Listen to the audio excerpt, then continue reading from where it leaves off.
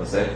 Então, considerando esse número, que é significativo, eu achei interessante trazer Cristina aqui para a gente fazer um diálogo com ela, ela poder esclarecer algumas coisas e a gente estreitar os laços com o Planserv, porque a gente entende que é importante com o Planserv, a gente fez com a ANS, fizemos com o SUPREV, fizemos com a Junta Médica, fizemos com a Câmara de Saúde, fizemos também um curso com o ISC, sempre discutindo a questão do estreitamento de laços com os órgãos, porque, Cristina, como eu estava lhe dizendo, principalmente Bárbara, Tandic, Valéria, que está lá em Camaçari, quem está no interior, fica muito carente de informação e de contato, certo?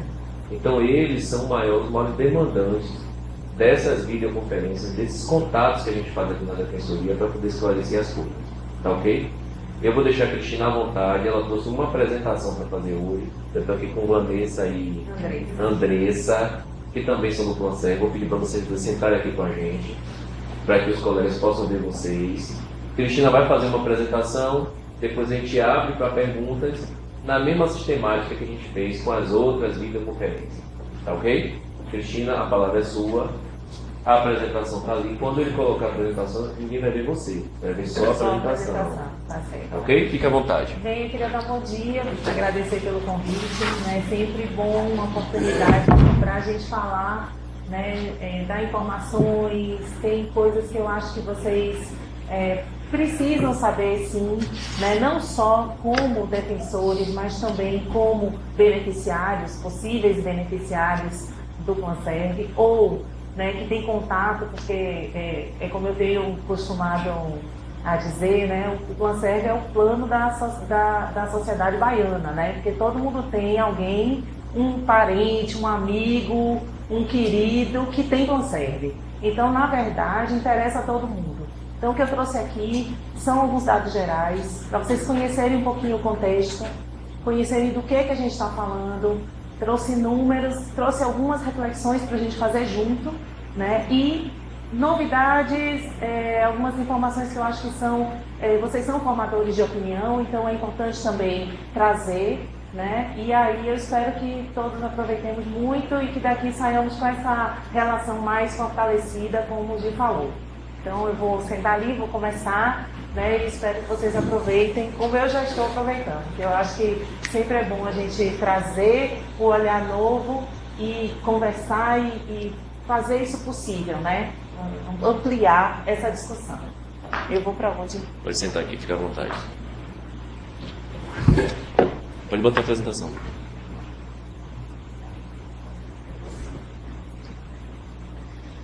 Primeiro eu trouxe números e informações gerais, né? O que eu só para a gente colocar num contexto, colocar o Planserv num contexto, porque normalmente a gente trata o Planserv como um plano de saúde e nós não somos plano de saúde, né? O Planserv ele é um sistema de benefícios, é um sistema de assistência gerido pela administração pública, né? É um sistema diretamente gerido pela Secretaria da Administração do Estado da Bahia.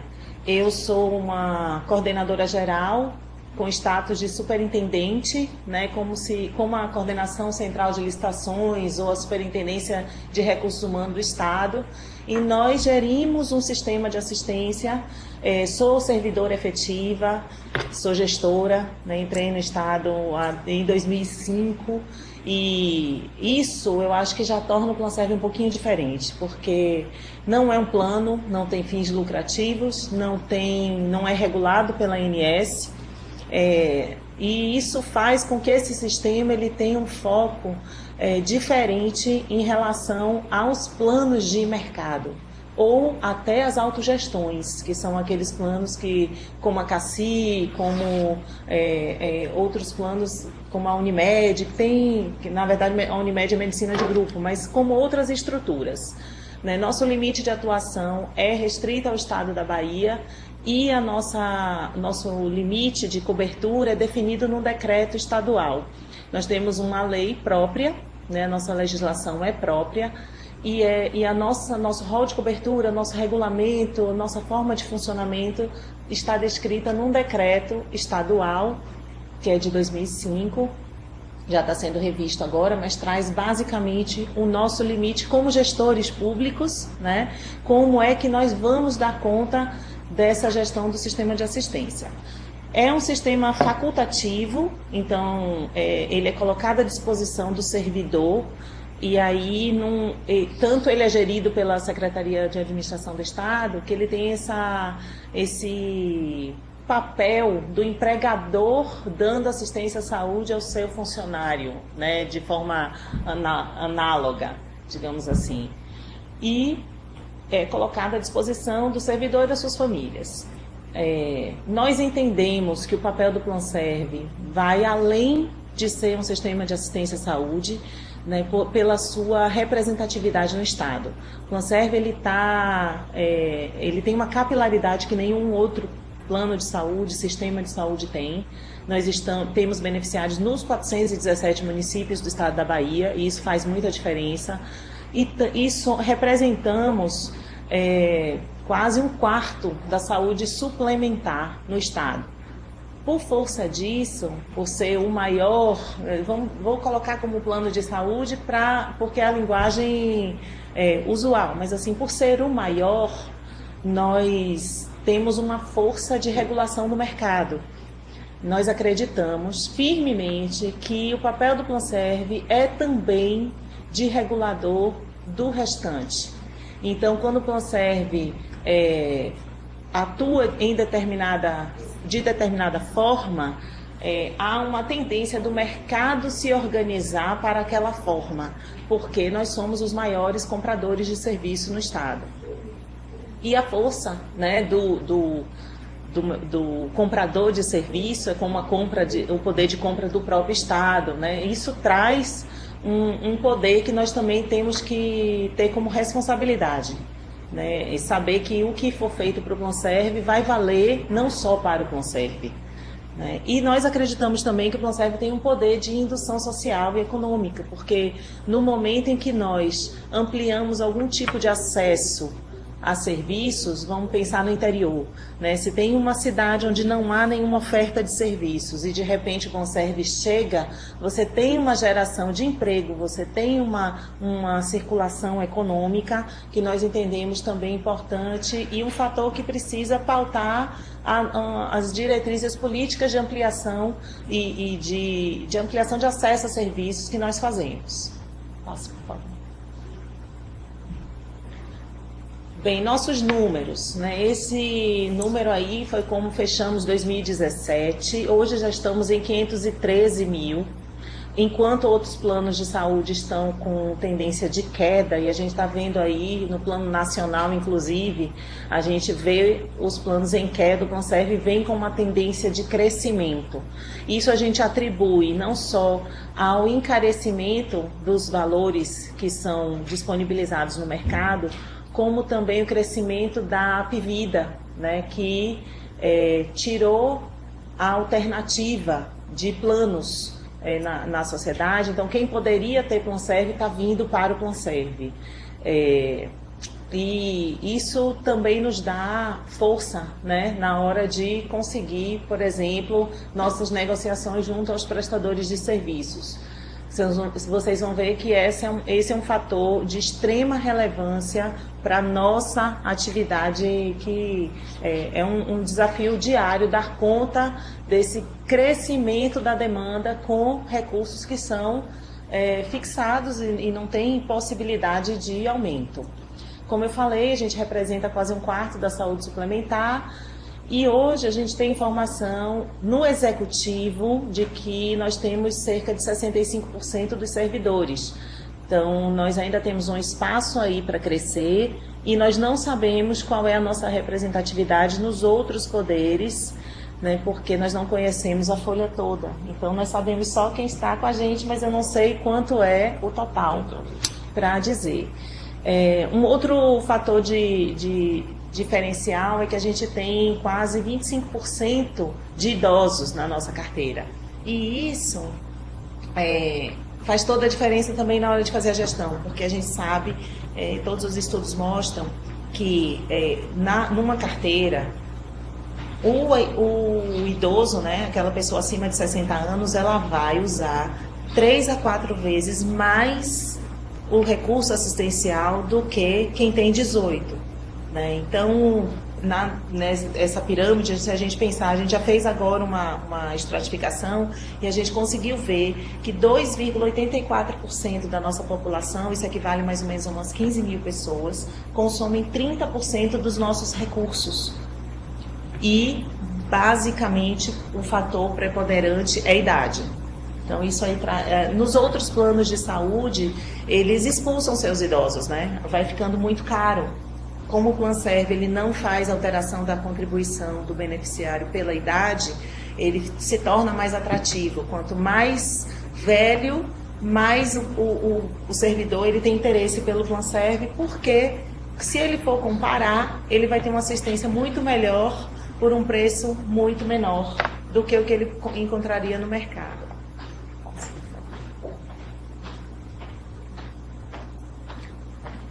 Bem, essa é a nossa relação financeira, né? Eu estava comentando com o Gil, antes da gente começar, que pela ANS há uma recomendação assim, de que os planos de saúde de mercado não ultrapassem 85% da sinistralidade, né? Que é uma recomendação de segurança.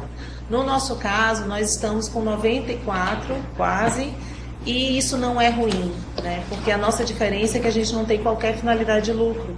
E a própria legislação do Planserv já diz que nós só podemos gastar com gestão até 5% do valor do orçamento. E a gente não chega a 5%. Então, todo o recurso ele é pensado para a assistência. A gente está falando de um movimento financeiro em 2017 de 1 bilhão e 500 milhões de reais.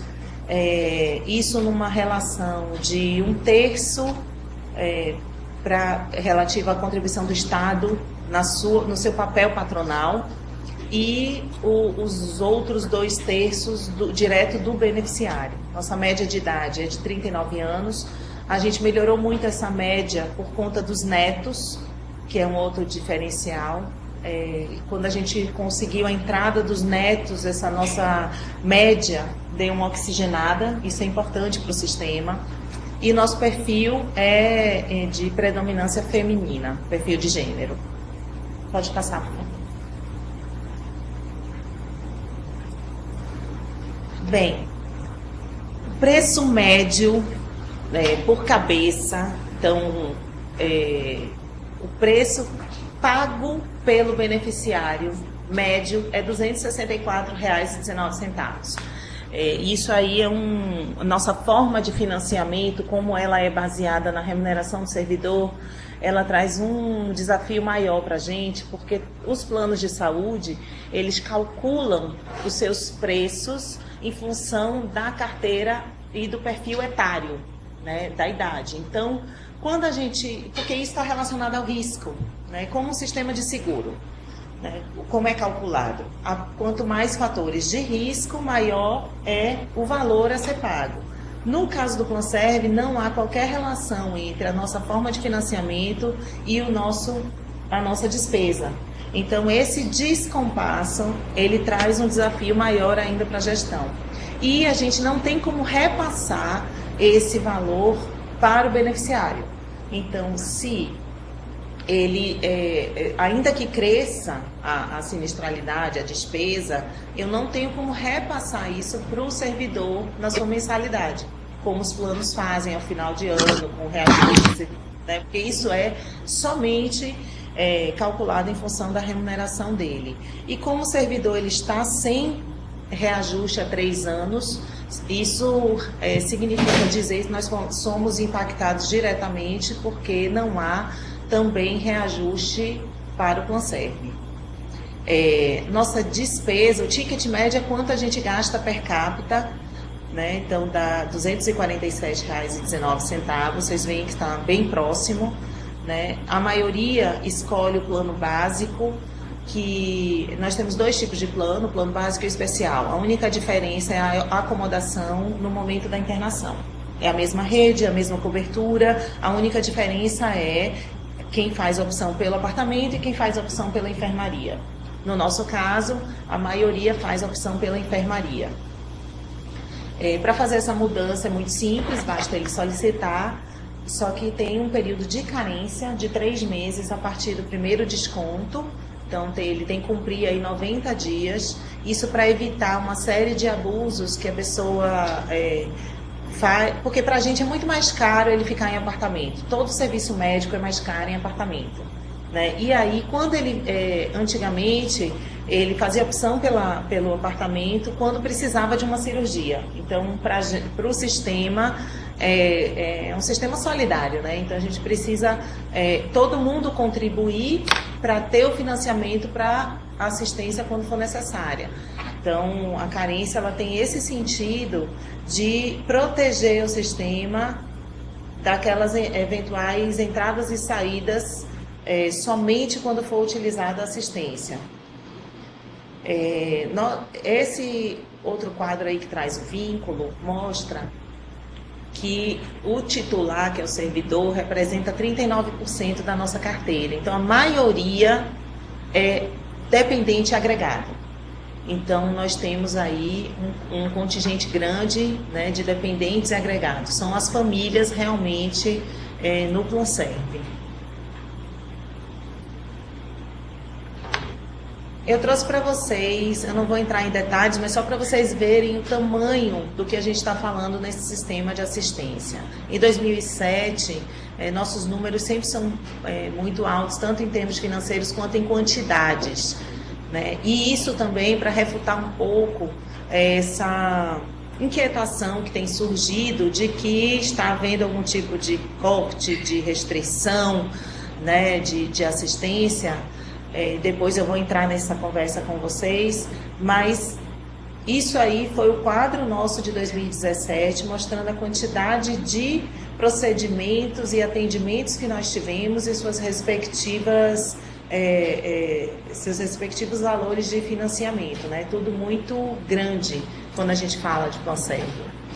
Essa apresentação vai ficar disponível para vocês, então eu não vou me deter nos detalhes, tá certo?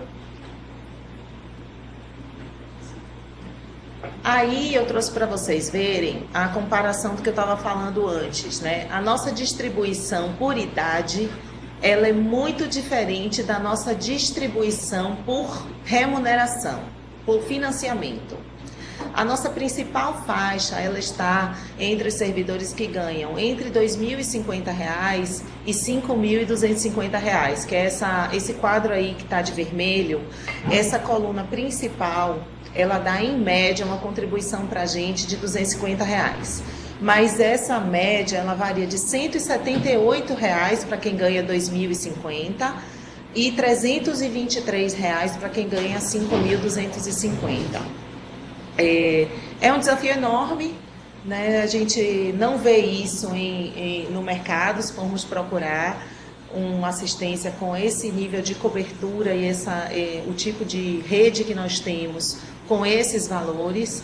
E vocês podem ver que a nossa distribuição etária, ela concentra na base e no final, né? A gente aí tem 2 focos de despesa, que é o idoso e o neonatal, que são os até 18, tem, claro, os bebezinhos até 18 anos, mas a gente tem aí focos de despesa, sim, principalmente nesse começo da infância. Eu estou falando muito nisso nos idosos, mas eu queria também ressaltar que nós temos um foco muito grande em manter esses idosos. Nós acreditamos que somos uma alternativa, ou talvez a única dessa população, e nós queremos nossos idosos. Nós vamos cuidar deles. Tudo que nós estamos pensando é em nos preparar para essa realidade de um crescimento nessa faixa de idade.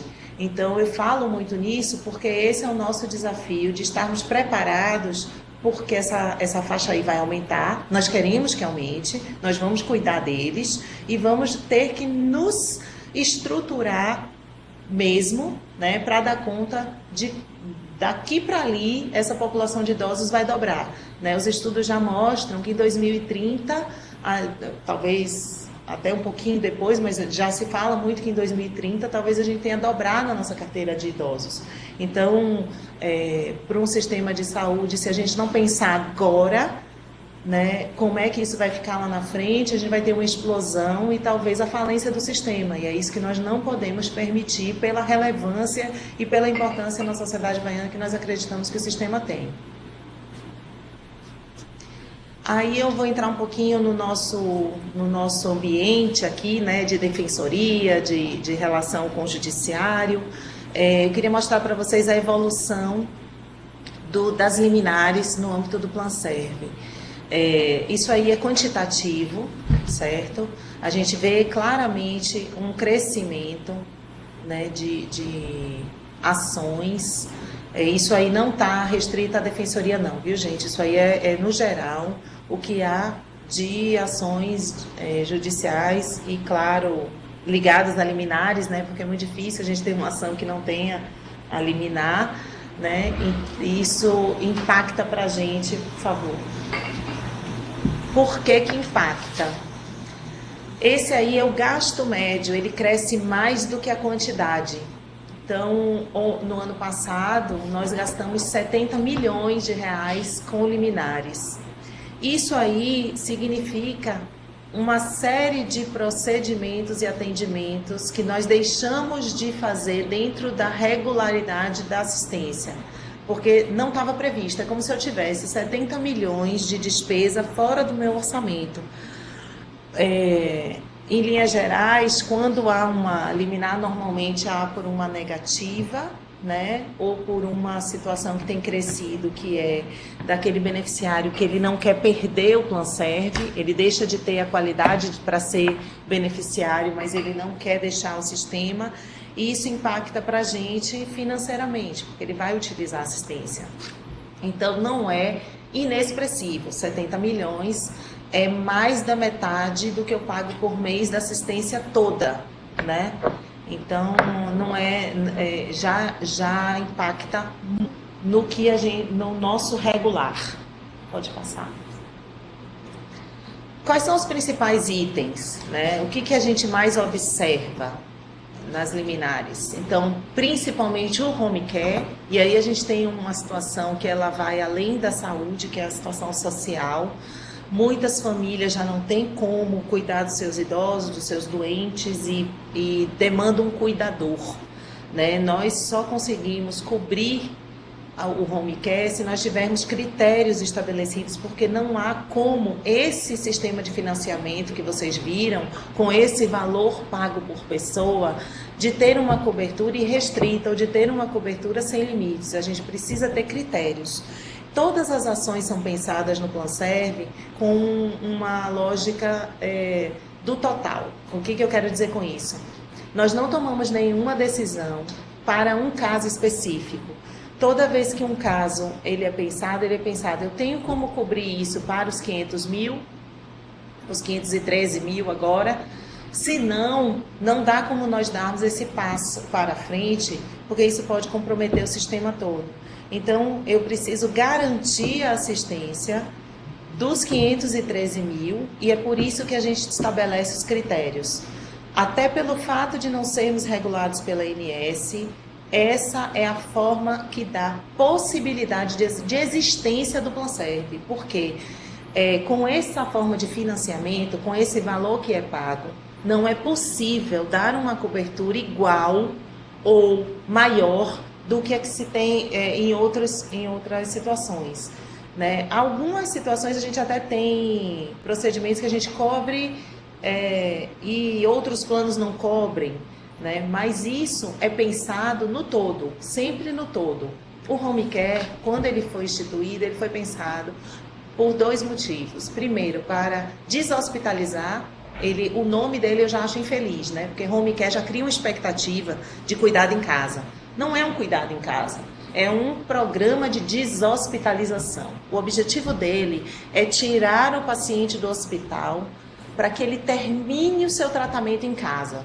Isso porque traz menos risco para ele, de infecção, de eventos adversos, e ele vai para casa, melhora e já tem estudos que mostram que a convivência familiar é importante na recuperação do doente, então ele termina seu tratamento em casa.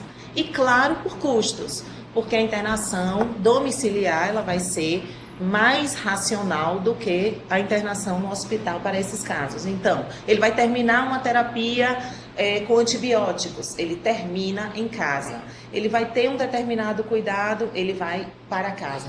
Ou em situações em que a internação demanda cuidados que podem ser feitos em casa, essas são as de longo prazo, mas são situações críticas, graves, que se encaixam nesses critérios. O mero cuidador ou o cuidado ambulatorial em casa, esse a gente não consegue incorporar pelo sistema de financiamento que a gente tem. E hoje é o principal objeto de liminar. É aquele cuidado em casa ou cuidados ambulatoriais em domicílio.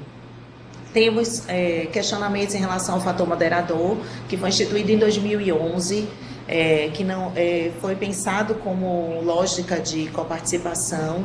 Entretanto, ele tem uma franquia, né?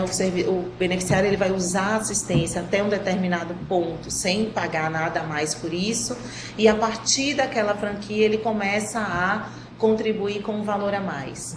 Esse valor, para vocês terem uma ideia dessa franquia, corresponde a 12 consultas por ano, então não é nada que restrinja. 12 consultas já é um valor bem... valor não, mas uma quantidade bem grande de atendimento, fora os outros serviços, e ele só vai contribuir com um limite de R$30 por mês, mesmo que ele use muito mais do que isso. Tem carência também, questionamento de carência, eu já falei um pouquinho para vocês sobre carência. Tem as inclusões, que agora com a questão de idade, né, o dependente e o agregado. Na verdade, o agregado ele pode ficar até 24 anos e antes de 2015 até 35, e a gente já tem questionamentos para permanecer, questionamentos judiciais para permanecer no plano, apesar de ultrapassada a idade prevista na legislação. Internações, medicamentos e OPME, procedimentos e SADT, que são OPME, são as órteses, próteses e materiais especiais, procedimentos e SADTs, que são aqueles serviços serviços auxiliares de diagnóstico e terapia, que são os exames.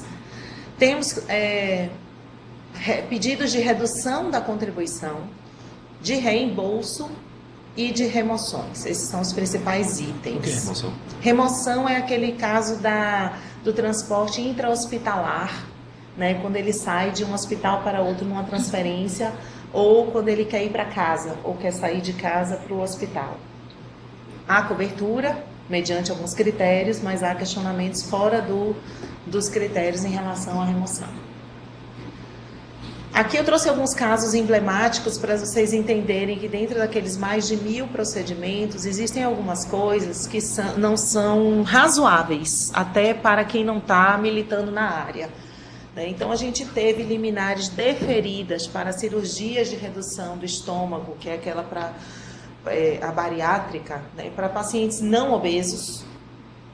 A gente teve liminares deferidas para medicamentos sem autorização para uso no Brasil, e essa foi uma dificuldade enorme até para cumprimento, porque como é que você consegue comercializar ou trazer ou importar um medicamento se não tem autorização para uso no Brasil? Então, essa foi uma dificuldade que a gente teve. Procedimentos realizados em prestadores não credenciados.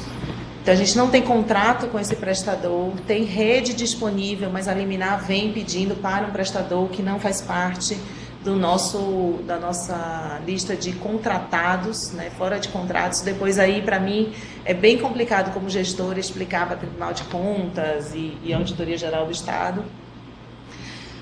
Inclusão de bisnetos, né, então a gente tem aí pedidos de inclusão de beneficiários como bisnetos. A gente já tem os netos, o que já é um pouco a mais do que outros sistemas, mas esses bisnetos estão começando a chegar. Procedimentos a serem realizados em unidades de saúde fora do estado e isso também é outro complicador, porque aí a gente soma aquele procedimento realizado no prestador não credenciado com a vedação do decreto, né? Então, tem essas situações. Já teve uma liminar para unha encravada, a pessoa queria se internar, queria a autorização para uma internação para retirada de unha encravada e entrou com a liminar para isso. E a gente já teve procedimento para ser realizado na Espanha. Aí eu já nem sei quantas coisas a gente sai da legislação em função disso.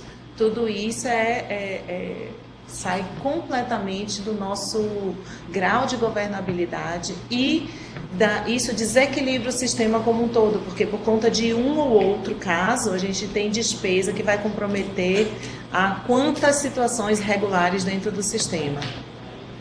Pode passar. Por que é grave a situação da liminar? Porque quando ela vem por liminar, a gente perde a nossa capacidade de negociação. Aquilo que eu falei lá atrás do poder de compra do Planserv, nós temos tabelas de remuneração de procedimentos que, pelo nosso volume e pela nossa capilaridade, nós conseguimos negociar e até balizar o mercado de uma forma geral, né?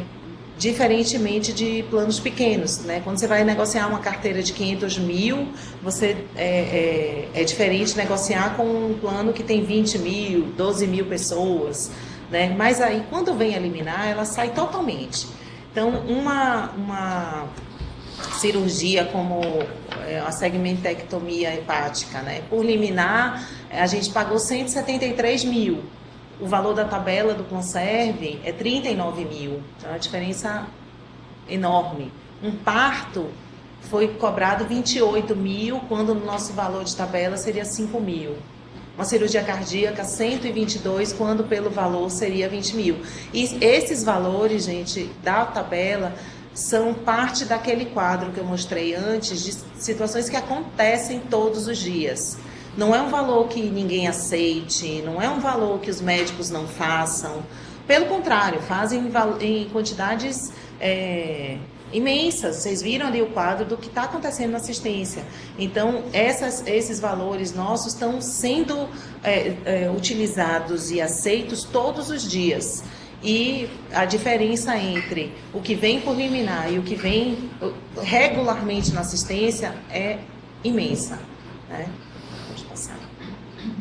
Aí eu vou entrar um pouquinho nesse contexto. É assim que eu me sinto, né? Equilibrando pratos ao mesmo tempo e sem poder olhar para trás, olhar para frente, né? A nossa vida lá no Planserv é equilibrar esses pratinhos com 3 grandes pressões, né? A pressão pela incorporação de novas tecnologias, e aí são as novas técnicas, os novos materiais, os novos equipamentos.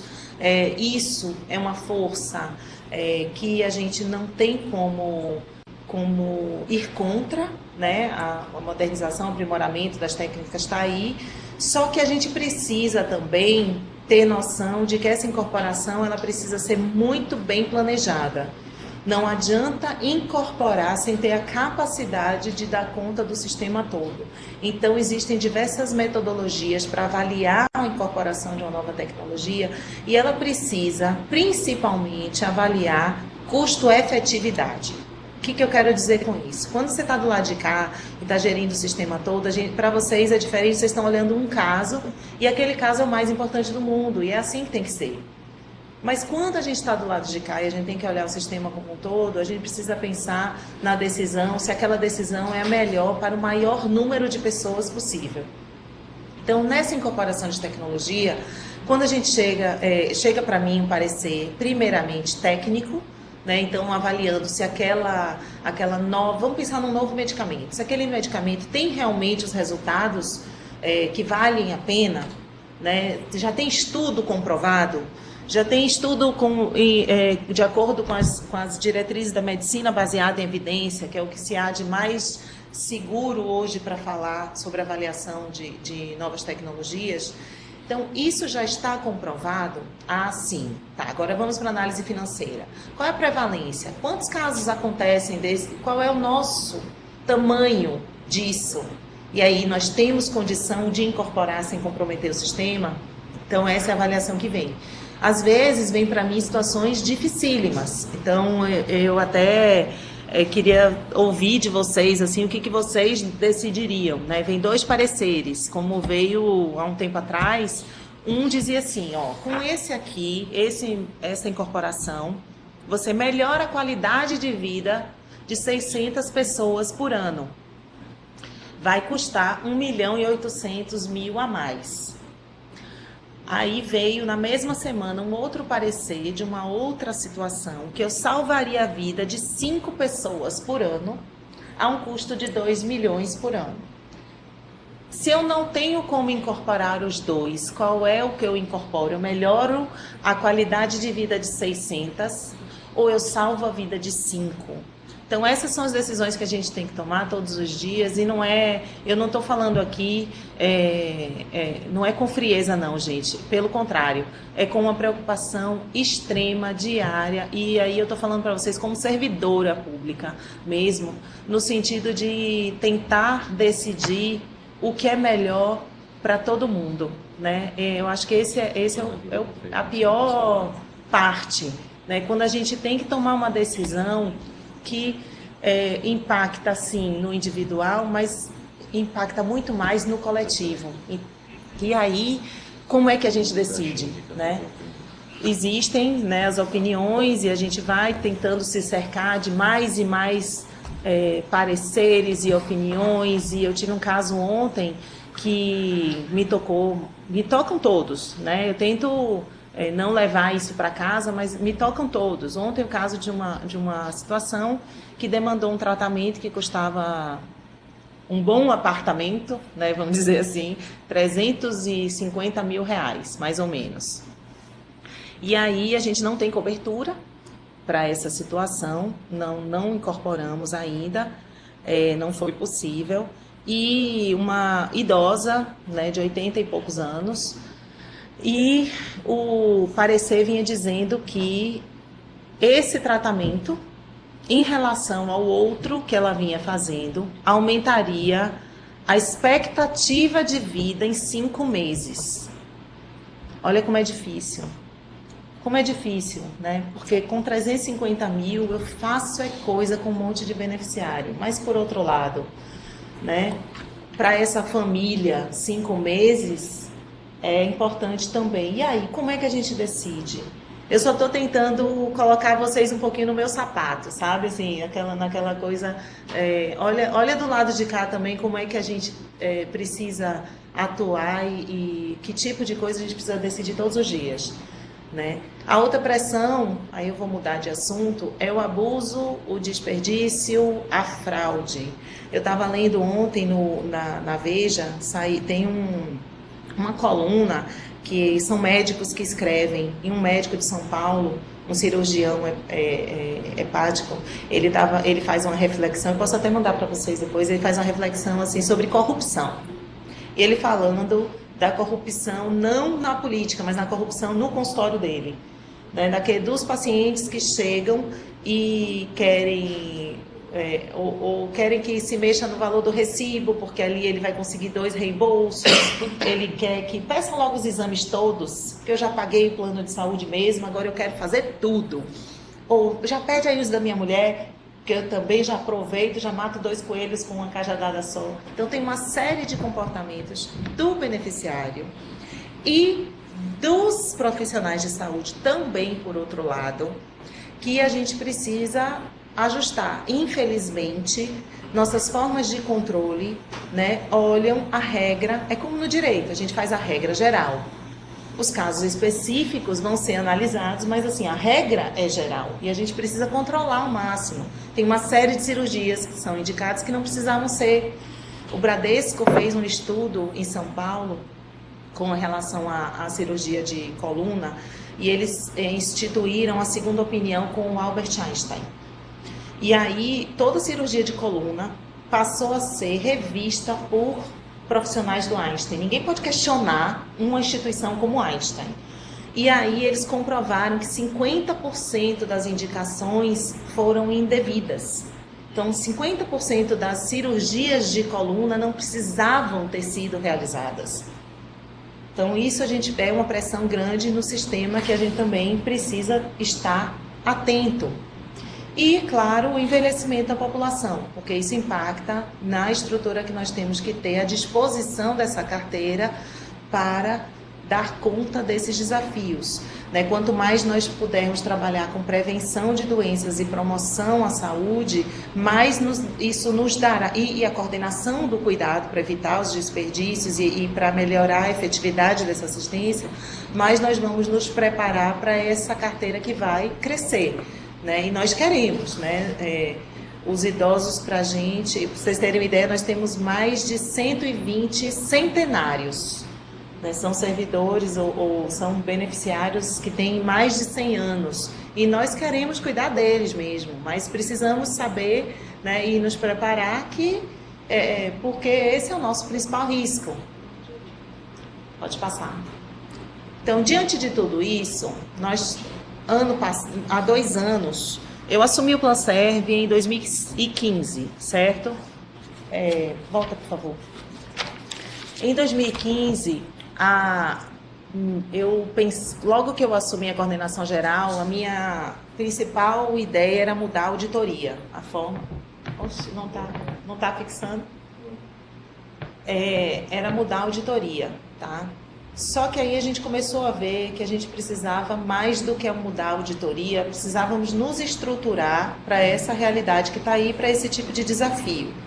Então, nós começamos em 2015 a estudar o que havia de importante, de interessante, o que estava se fazendo, viajamos, conversamos, recebemos diversas empresas para ouvir, e aí chegamos à conclusão de que precisávamos dar um salto na gestão do Planserv, e que esse salto ele teria que vir acompanhado de uma contratação para esse aprimoramento.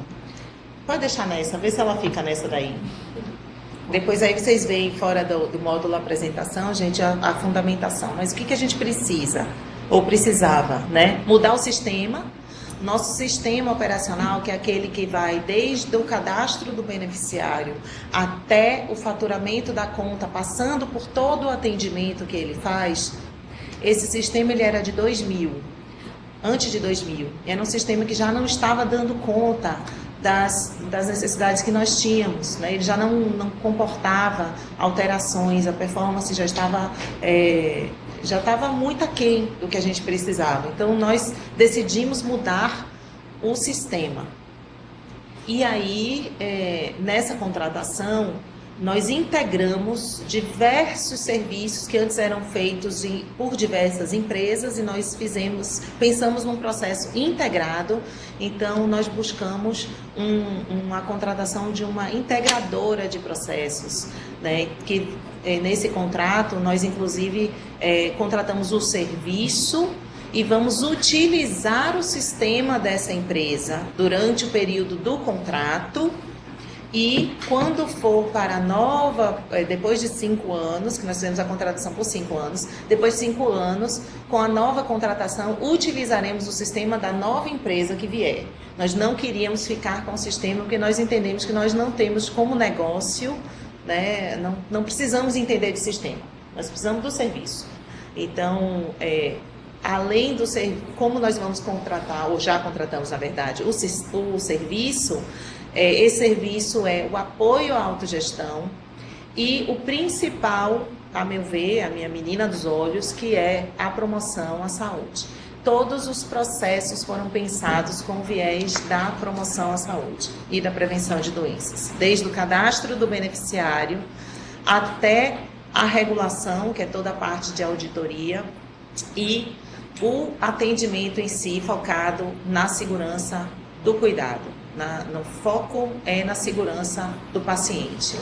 Esse apoio à gestão, ele contempla, aí eu vou mostrar para vocês mais detalhadamente, mas esse é o tripé que deu tanta margem para boatos e para essas fake news e essas pós-verdades, O Planserv não foi privatizado.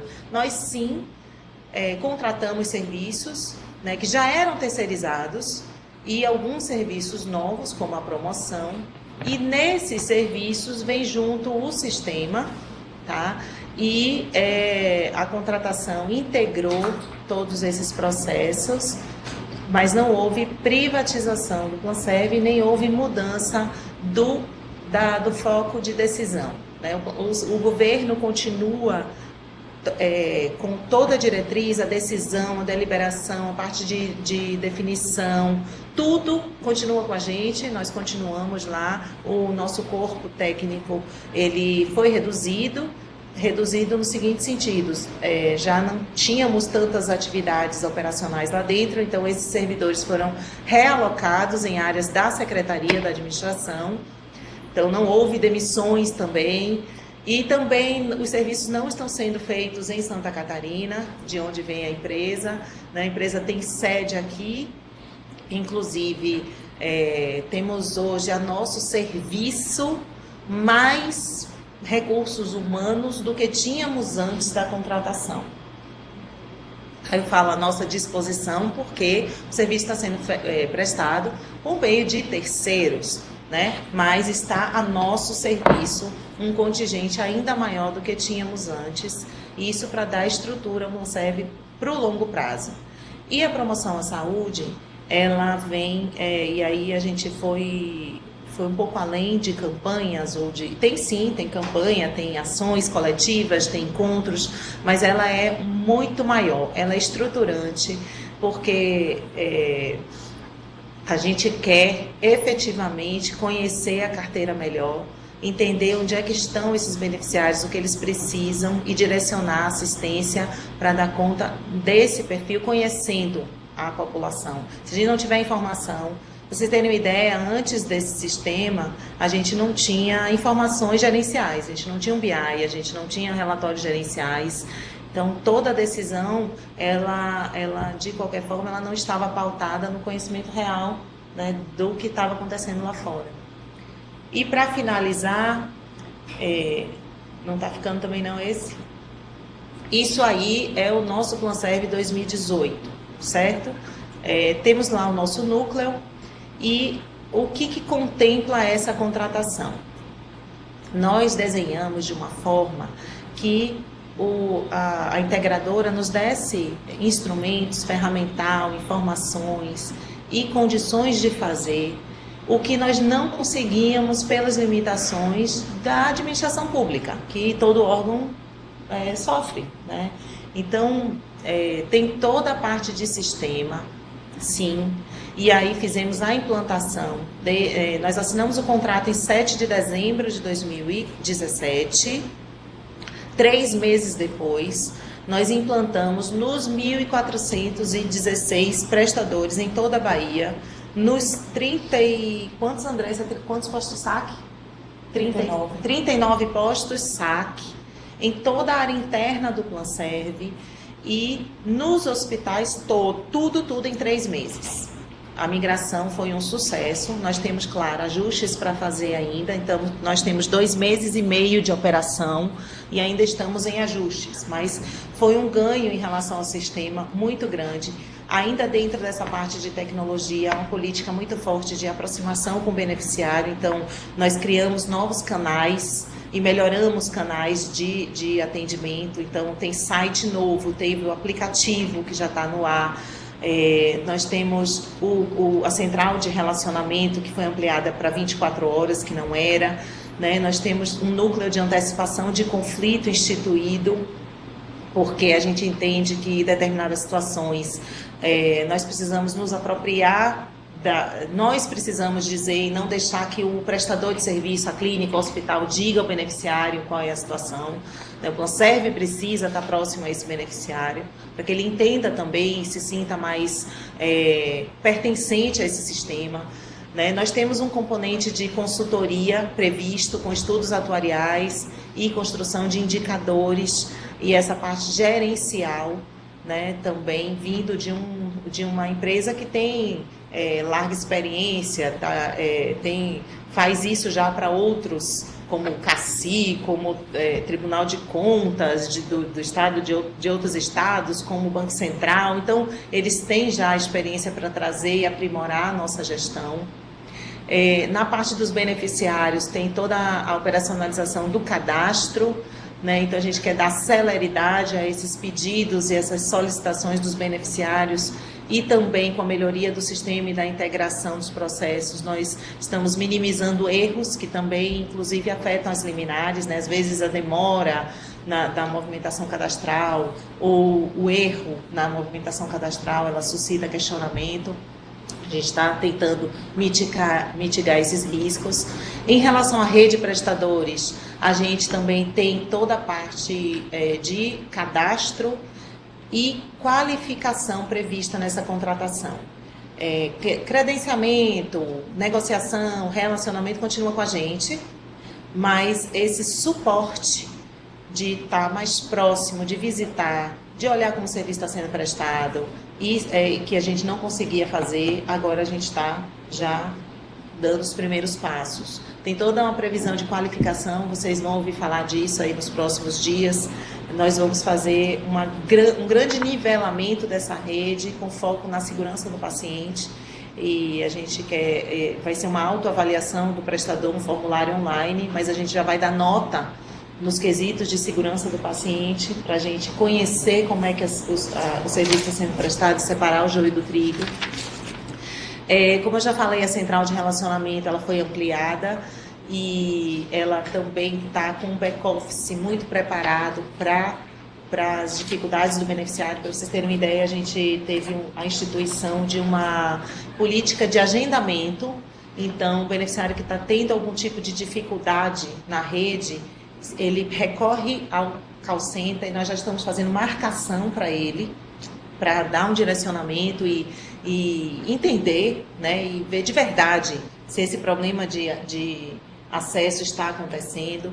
Nós estamos fazendo, inclusive, uma pesquisa semanal, simulando atendimento, simulando agendamento, para a gente ver quem é que está dizendo que não tem cota, quem é que está dizendo que não vai marcar o beneficiário, só ligue no dia tal. E aí já estamos chamando esses prestadores para conversar. E aí a dificuldade também já está sendo trabalhada em paralelo. Melhoramos a auditoria em todos os níveis, inclusive a instituição da auditoria concorrente, que é aquela que acontece no momento do atendimento. Então, nos hospitais, a gente ampliou. Antes eram 84 hospitais e prestadores auditados presencialmente.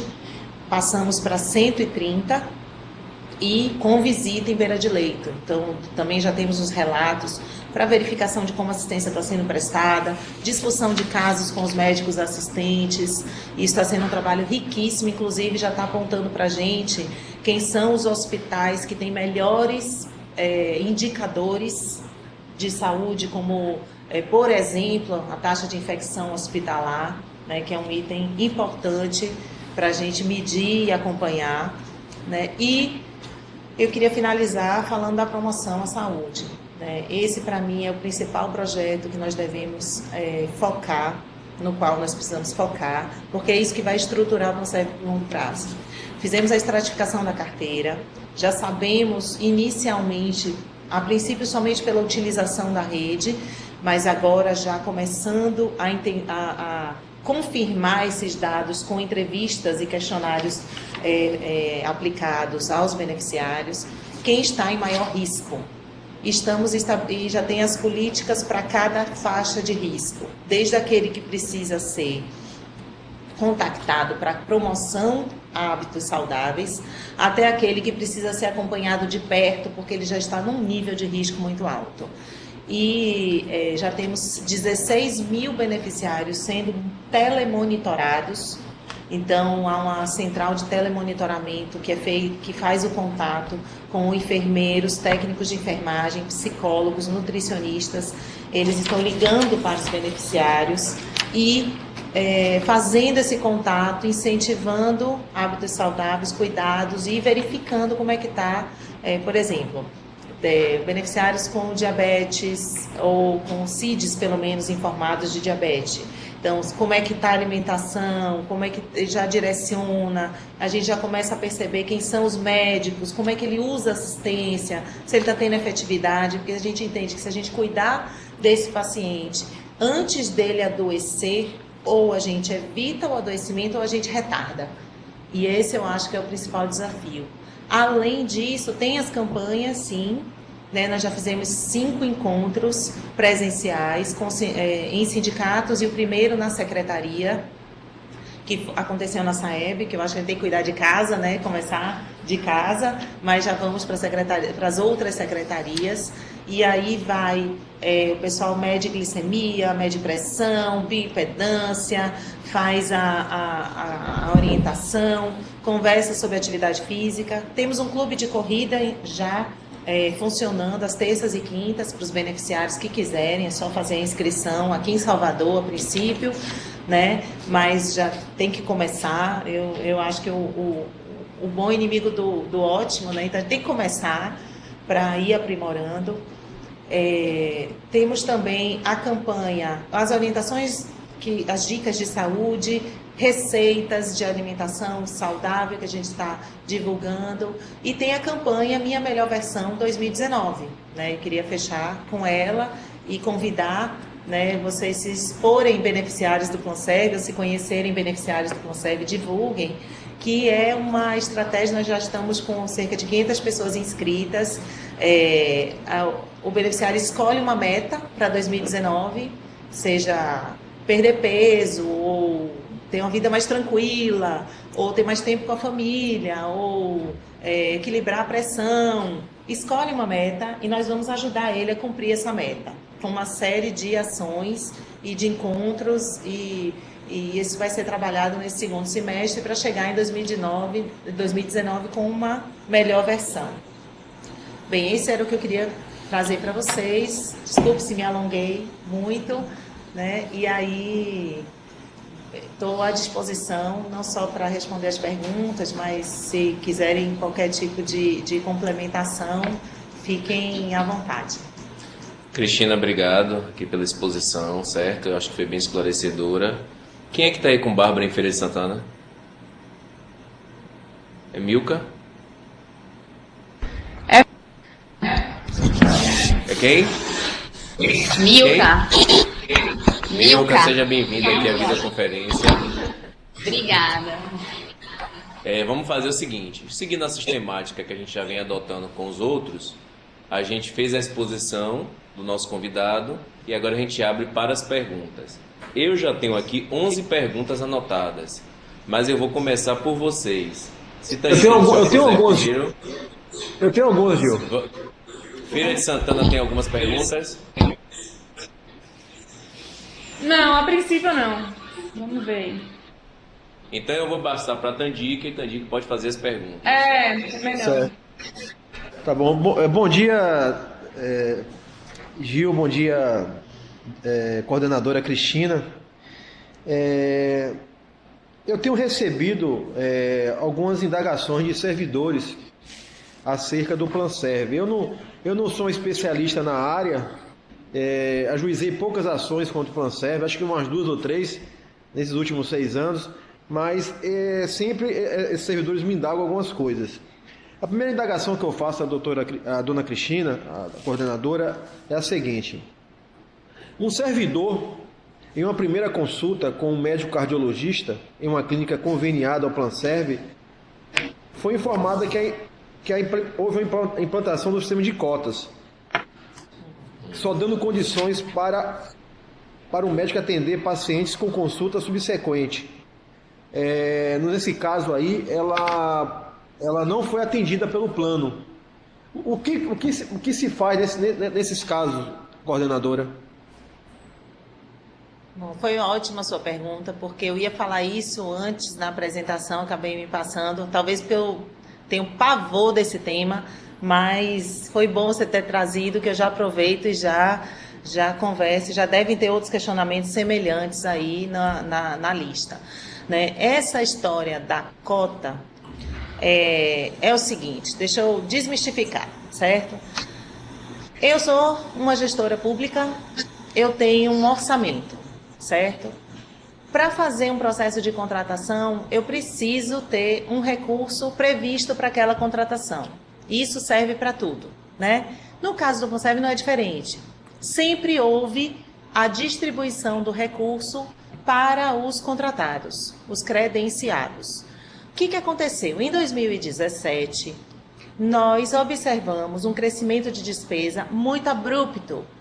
Ele passou de uma média mensal de 122 milhões em dezembro de 2016 e entrou em 2017 com 135 milhões. 135. E a partir daí veio crescendo. Nós não conseguíamos saber de onde estava vindo essa despesa, por que isso tinha tão rapidamente crescido. Então, nós precisávamos entender, e até para testar que o serviço efetivamente tinha sido feito, nós precisávamos estudar melhor. Quando a minha área financeira trouxe para mim a linha de tendência, se nada fosse feito, nós só teríamos o recurso para pagamento até outubro. E nós não poderíamos passar esse aumento de despesa para o beneficiário. Então, o que foi que nós fizemos? Chamei os prestadores de serviço, os principais, e disse, gente, o que é que está acontecendo? O que mudou? Eu estou vendo aqui, pelos meus números, que os mesmos beneficiários estão sendo atendidos. O que é que mudou que eles ficaram mais caros? Não houve retorno plausível da rede, certo? Então, nós estabelecemos pegamos a média de faturamento de cada prestador e estabelecemos como um teto orçamentário para ter condição de terminar o ano dentro do nosso orçamento. Mas não foi nenhuma restrição nem corte, foi uma medida de gestão. A partir daí, o que foi que nós dissemos? Vamos conversando. Não abra um serviço novo sem conversar com sua fonte pagadora. Não implemente uma nova técnica, uma nova forma sem falar com sua fonte pagadora. Nós precisamos fazer isso ajustados.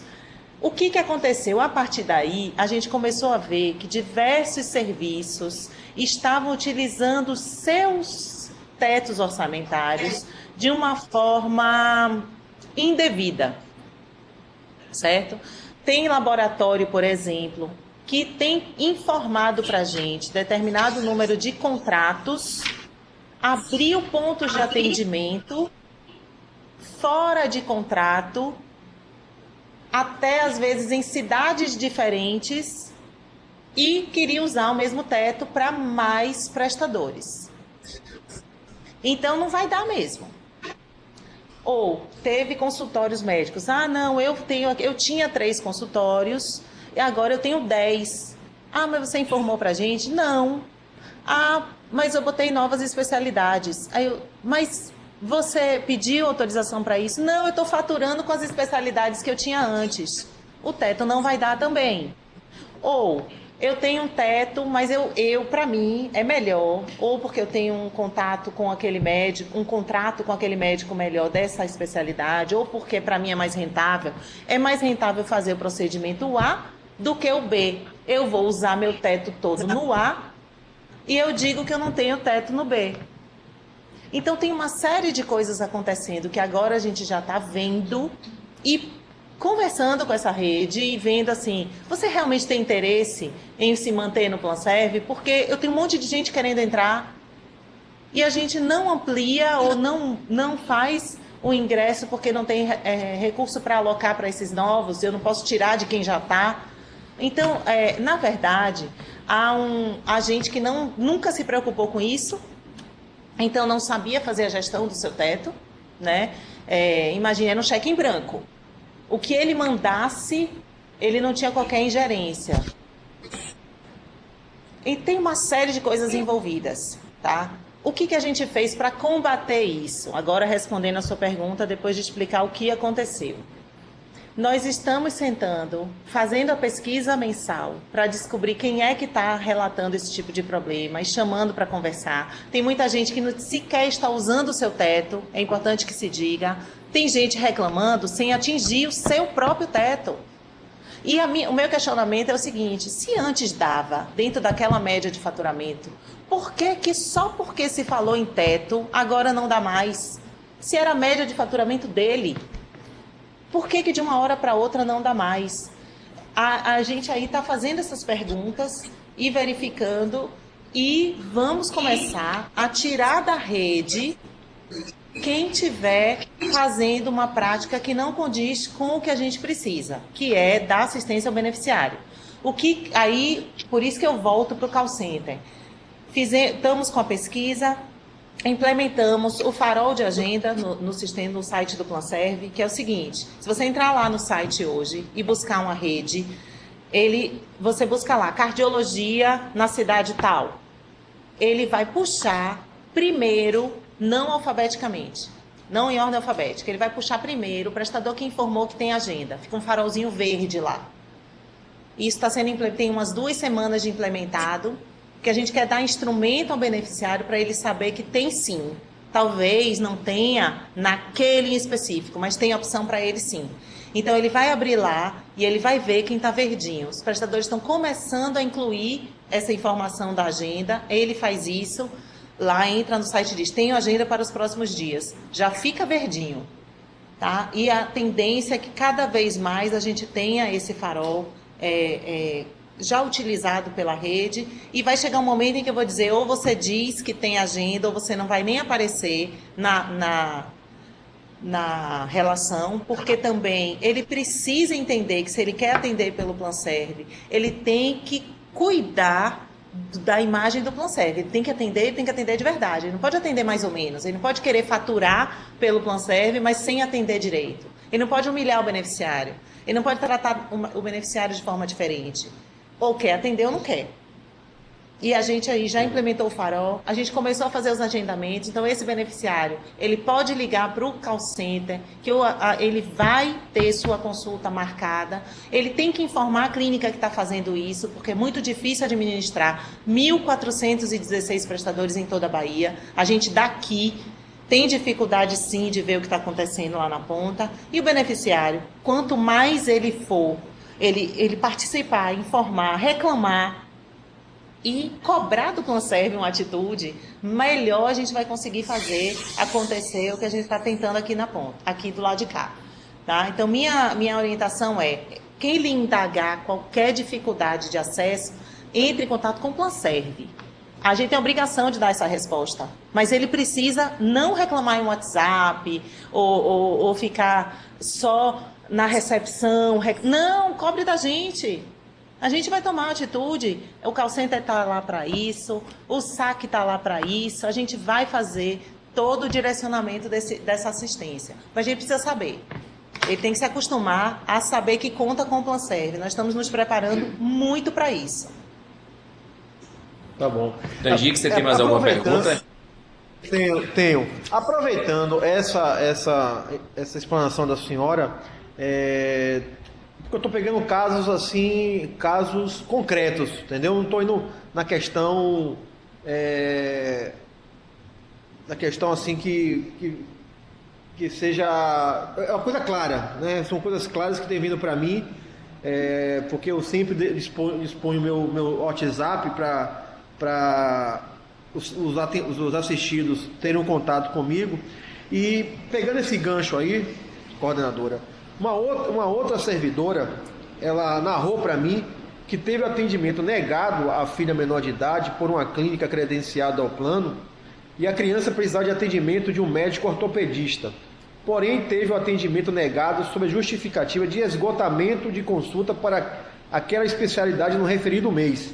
A servidora recebeu a mesma justificativa de outra clínica credenciada aqui na cidade de Ilhéus. A servidora ligou para a ouvidoria e já tem 60 dias que não houve nenhuma resposta do PlanServe. E aí, nesses casos, coordenadora, já que a senhora falou que vai ter o call center, vai ter uma resposta, né, rápida para o servidor, por que essa demora de 60 dias para equacionar esse problema apresentado por essa servidora? Olha, nossa ouvidoria, ela tem uma performance assim, muito boa, de resposta, de prazo. Você tem um registro, tem o nome dela, alguma coisa que eu possa rastrear isso? Eu vou ver direitinho. Veio por zap para mim. Eu vou dar uma olhada e posso passar para o Dr. Gil. Por favor, porque normalmente a gente responde muito rápido, né? E nossa ouvidoria, inclusive, Eu até achei estranho, entendeu, coordenador? Achei até estranho. Porque eu não estou no Planserv há muitos anos, né? Eu optei por estar na Unimed, porque aqui a rede credenciada no Planserv na época quase não existia. Então, e a Unimed é que dominava aqui a cidade de Ilhéus. Então eu cancelei meu Planserv e entrei na Unimed. Na Unimed nós estamos passando a mesma situação, entendeu? Mas isso aí não vem ao caso. Mas nesses casos vai haver um aperfeiçoamento nesses feedbacks para os servidores, não é isso, coordenadora? Isso. A gente tem a ouvidoria, tem o próprio call center, né? Tem o atendimento presencial nos saques. Então, a gente tem buscado fazer essa aproximação. Ainda estamos nos primeiros passos, porque, afinal, são 2 meses e meio de mudança, né? Mas a nossa ouvidoria já funcionava muito bem antes. Eu estou achando estranho e espero que eu tenha uma resposta para lhe dar bem rápida em relação a isso. É isso. Henrique, mais alguma pergunta? Tenho, Gil, tenho. Outra situação que eu tenho observado. Posso só aproveitar essa? Tandique, ela quer complementar. Eu queria só aproveitar, porque eu falei da ouvidoria, mas não falei do caso, né? Quando há um atendimento que é negado, né, principalmente assim, uma consulta, na verdade, não é uma negativa, é um pedido de justificativa. Porque assim, a gente tem regras e parâmetros para o todo, né? Então a gente estuda, vê o que a literatura médica diz, o que se faz comumente, quais são as estatísticas e estabelece a regra. Então, normalmente, uma pessoa vai fazer tantos procedimentos desse em tanto tempo. Mas o caso específico, né, medicina não é matemática, então ele precisa ser analisado. Então, o que acontece normalmente? Há uma negativa, mas essa negativa quer dizer o quê? Naquele momento nós precisamos entender por que saiu da regra. Provavelmente ela já fez uma consulta em um tempo muito curto. Mas se precisa de uma nova, o médico precisa justificar. O médico precisa nos dizer que aquela situação é uma situação que sai da regra, que sai do parâmetro. E aí isso vai ser autorizado. Porque o que a gente quer não é restringir o acesso, é só entender melhor e controlar o uso nessa assistência.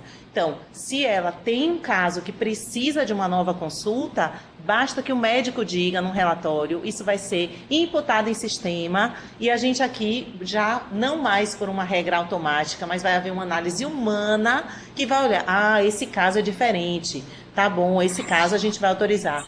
Não, nesse caso não, esse caso o médico aqui, como a gente teve um tempo atrás, de um médico querendo que fosse repetido um exame de 3 em 3 meses, um exame caríssimo.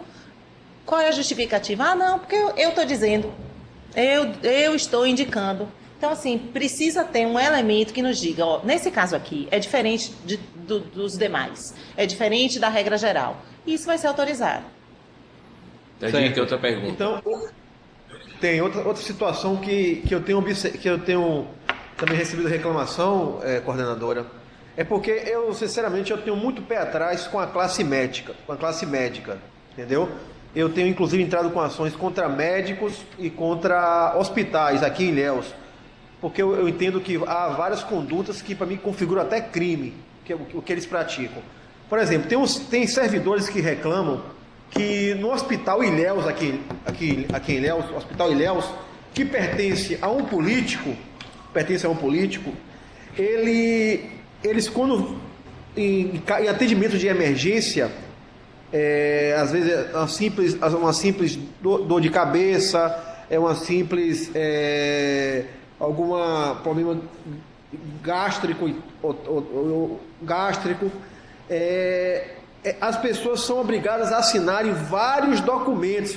É como se fosse assinasse para o atendimento, para consulta, para tomar o remédio, para poder fazer um eletrocardiograma, que não tem nada a ver com a situação. Eles observam que isso é uma forma de tirar dinheiro do plano.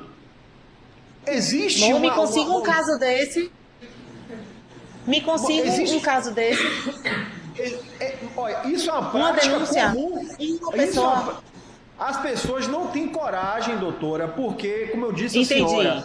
é um hospital é um hospital que é ligado, o dono é ligado à política, é candidato, foi deputado federal, é candidato a senador da República, entendeu? Quer dizer, essas pessoas têm medo, são pessoas poderosas na cidade, doutora, entendeu? Inclusive, Entendi. Inclusive com conchavos com o governo estadual, entendeu?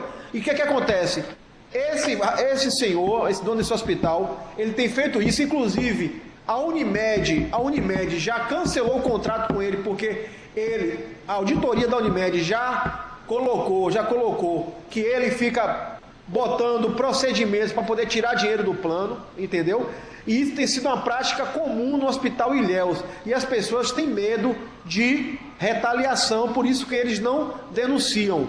Então, existe uma auditoria ferrenha para combater esse tipo, porque isso, no meu entender, coordenadora, ele esvazia os cofres do Planserve e limita atendimento para outras pessoas que necessitam, entendeu? Então tem que haver uma apuração rigorosa de auditoria, entendeu? Nesse Hospital Ilhéus, inclusive a própria Unimed de Ilhéus já detectou isso e cancelou o contrato, e o governo do estado recentemente fez um contrato milionário com esse hospital, entendeu? E agora eles estão em relação ao SUS, eles estão querendo mais dinheiro, entendeu? Então é uma prática diuturna desse hospital.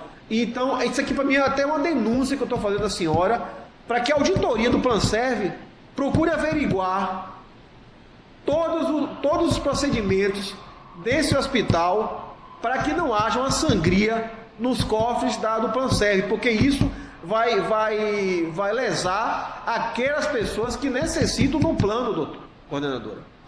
Tá bom? Você está certíssimo. Lembra que eu falei mais cedo que o que eu primeiro achava que tinha que mudar no Planserve era a auditoria quando eu assumi? Porque a gente via... Alô? Oi, tá ouvindo? É porque eu não ouvi o início da sua explanação, porque deu problema aqui técnico no aparelho. Ele assiste depois. Pronto, teve um pedaço que eu falei que logo que eu assumi o Planserve, a minha principal intenção era mudar a auditoria, né? E depois é que virou essa contratação grande como veio a ser, né? Mas assim, o foco primeiro era a auditoria, porque a gente entendia que tinha muito furo, que não estava dando conta, né? O modelo da auditoria, eu não estou nem falando das pessoas, nem das empresas que estavam antes, não. O modelo mesmo de auditoria precisava mudar. E aí a gente está com esse novo modelo já em prática desde 19 de março, agora. Então eu ainda estou engatinhando. Eu preciso aí ter um pouquinho, mas a gente já está pegando um bocado de coisa, a gente já está pegando coisas que a gente nunca viu antes. A gente já está vendo paciente na UTI sem necessidade. A gente já está vendo pacientes seguindo da emergência direto para a UTI sem necessidade. A gente já está vendo antibiótico sendo indicado sem necessidade. A gente já está vendo paciente que caiu no meio da assistência e toda a cirurgia, em decorrência dessa queda, foi faturada junto ao Planserve, quer dizer, a responsabilidade é do hospital, que tinha que ter cuidado desse paciente direito, né? E não só deu causa, como faturou todo o atendimento.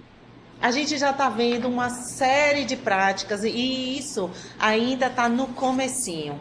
Eu vou lhe pedir um pouquinho só mais de paciência. Eu já vou disparar uma ação no Hospital de Ilhéus, mas eu vou pedir a vocês um pouquinho mais de paciência, porque 2 meses e meio ainda é um tempo muito curto para a gente ter resultado mesmo para apresentar. Mas o que se apresenta para frente é um novo patamar. A gente está olhando, e agora a gente tem BI, agora a gente já está comparando o custo médio dos prestadores, pares. A gente já está vendo um monte de coisa que a gente não via antes, então a tendência é que a gente, pelo menos, consiga dar passos, né, mais largos em relação ao controle. Tandic, você tem mais alguma pergunta? Tenho aqui. Eu tenho algumas aqui para fazer, que o pessoal me passou pelo zap. Tem aqui, ó. Tem, Tandic? Existe? Eu tenho.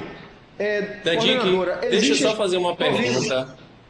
Para eu revezar com você, para quem mandou aqui pelo Zap também ver que eu prestigiei, entendeu? Deixa eu fazer uma e depois você faz a outra, tá certo? Certo. Olha, uma das perguntas que me fizeram aqui, Cristina, foi em relação aos empregados da EBAL e ao prazo de permanência deles no Planserve para aqueles que foram demitidos. Certo. E como é que farão os pagamentos para o Planserve? Então são duas perguntas: prazo de permanência no Planserve e como é que eles vão fazer o pagamento? Pronto. A nossa legislação atual, ela previu em 2015 a permanência dos aposentados, na verdade dos ex-empregados, né, por 90 dias, mas isso já está sendo alterado em virtude de acordo que foi feito com os empregados, e eles vão poder permanecer no Planserve indefinidamente, mas isso está dependendo de uma alteração legal, mas o acordo já foi feito e está seguindo nesse sentido, já há projeto de lei. E o pagamento vai se dar com boleto, né, em função da remuneração anterior à demissão. Ok. Vá, Tadik, pergunte. Certo. São duas perguntas que elas se completam, coordenadora. Como o Planserve não é regulamentado pela ANS, por que o valor é reajustado sem uma negociação entre as partes? E isso tem provocado reclamações de usuários, pois eles entendem que o aumento tem sido de forma abusiva. Gente, repare. Eu estou falando essa pergunta porque eu não sei porque eu não pago o Planserve, mas quem paga diz que está havendo essa abusividade no aumento. Deixa eu te falar.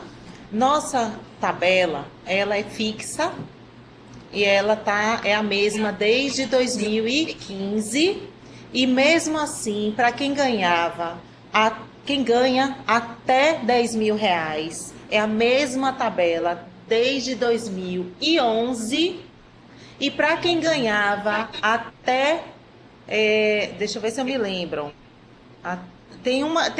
até esse valor desde 2005. Então, nossa contribuição varia de R$ 26 até, no máximo, R$ 642,20. Isso para quem ganha acima de R$ 22.500, certo? A contribuição, ela não muda, a não ser que o servidor tenha um aumento de salário. Se ele tiver um aumento de salário, ele muda na tabela. A tabela, ela tem faixas, então, assim, ela vai... eu não vou lembrar de cabeça agora, mas ela tem, é só olhar na legislação, no site tem lá a tabela direitinho. Tem um simulador também no site de contribuição, é só colocar o valor do salário, que sai o valor da contribuição, no aplicativo também tem. E aí, essa contribuição, ela é fixa.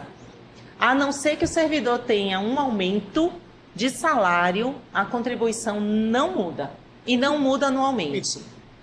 Então, coordenador, nesses 3 anos que o servidor está sem aumento, então não houve mudança, não houve uma majoração dos valores, não é isso? Houve só para quem ganhava acima de 10 mil reais em 2015, porque a gente instituiu novas faixas. Antes de 2015, no final de 2015, na verdade, se a pessoa ganhasse 10 mil ou 20 mil, contribuía com o mesmo valor. Então, nós estabelecemos mais faixas para chegar até R$ 22.500. Então, se a pessoa estava nessa faixa acima de 10 mil, ela pode ter sentido uma diferença, mas porque houve a criação de novas faixas. Se ela ganhava até esse valor, ela não teve nenhuma modificação há 3 anos. Certo. Indo para 4.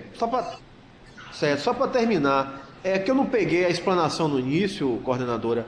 A indagação também, essa questão dessa possível privatização que eles estão alegando, né? Essa empresa que foi contratada, ela é de Santa Catarina, não é isso? Nós fizemos o pregão no ano passado, durante o segundo semestre de 2017. 6 empresas entraram na disputa e, ao final, nós contratamos essa de Santa Catarina, que foi a que se habilitou, e é uma empresa que ela faz gestão, ela oferece diversos produtos para planos de saúde em geral. Ela tem contrato com a CACI, ela tem contrato com o Banco Central, ela tem contrato com... No Brasil inteiro eles têm contrato, certo? É uma empresa que ela tem produtos. Para alguns planos ela faz só promoção, para outros ela faz só auditoria, e para a gente ela faz uma série de serviços. Agora, isso para apoio à nossa gestão. É uma empresa de back-office. Né? Antigamente a gente tinha uma empresa de call center, várias empresas de auditoria. Isso tudo foi integrado, né? Mas não há nenhum sentido de privatização, não. Agora, essa contratação dessa empresa, ela não causou impacto financeiro no Planserv, ao ponto de até diminuir a ampliação da rede credenciada no interior, principalmente no interior do estado, e essa questão da diminuição das cotas de cada clínica credenciada, o médico conveniado? Não, a gente tem uma limitação legal para uso do recurso com gestão, certo? A lei diz que a gente só pode gastar até 5% do nosso recurso com gestão. E mesmo com a empresa, a gente não chega nem a 4%, certo? A gente substituiu diversos contratos que nós tínhamos e agregamos alguns serviços novos, né? Mas não há nenhum tipo de comprometimento, os valores nem chegam perto. Então houve um enxugamento, nós estamos aqui dizer, né? Um enxugamento. Ao invés de várias empresas... E, na verdade, a gente integrou, né? Eram várias empresas, a gente integrou os processos em uma empresa só, né? Tinha uma de call center, outra eram 5 de auditoria, tinha toda a parte de gestão dos documentos, gestão eletrônica dos documentos. Tudo isso a gente integrou, né, e passou a fazer com uma empresa, além dos outros serviços, e inclusive diminuímos custos internos, porque a gente também custeio, né? A gente repassou a atividade e repassa também uma série de custos. E automatizamos várias atividades, então também redução com papel, com processos mesmo, isso tudo foi previsto. Tandique, tá bom, então. Deixa eu fazer uma... Você Obrigado, tem outra pergunta? Não, já encerrei, Gil.